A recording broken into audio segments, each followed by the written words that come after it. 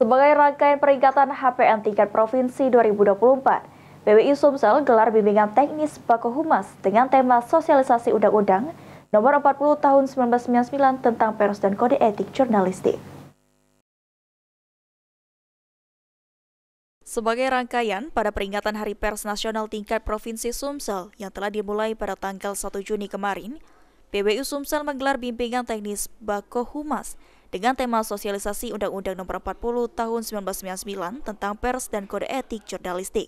Kurniadi, Ketua PWI Sumsel mengatakan, diadakan BIMTEK untuk mengayomi organisasi profesi yang lainnya dengan tujuan agar humas paham dan mengerti tentang kode etik jurnalistik, cara merilis berita, cara melakukan konferensi pers yang benar, sehingga mendapatkan pengalaman yang aktual. Peserta dari Bako Humas ini terdiri dari seluruh humas di Sumsel, terutama Kominfo, kemudian pelajar, serta mahasiswa. Selain itu juga untuk mengantisipasi rilis dari humas yang tidak sesuai dengan kode etik jurnalistik.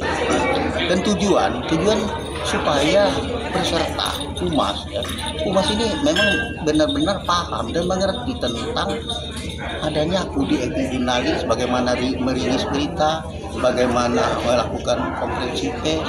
Nah, sehingga mereka itu mendapat pengalaman yang menurut kami aktual. Nah, sehingga mereka itu tidak sedikit mudah menanggapi daripada wartawan-wartawan yang akan melakukan konfirmasi. Kurniadi berharap dengan adanya kegiatan ini, peserta bisa memahami tentang kode etik jurnalistik, bisa membuat berita dan menjadi mitra bagi PWI Sumsel. Ilham Mayu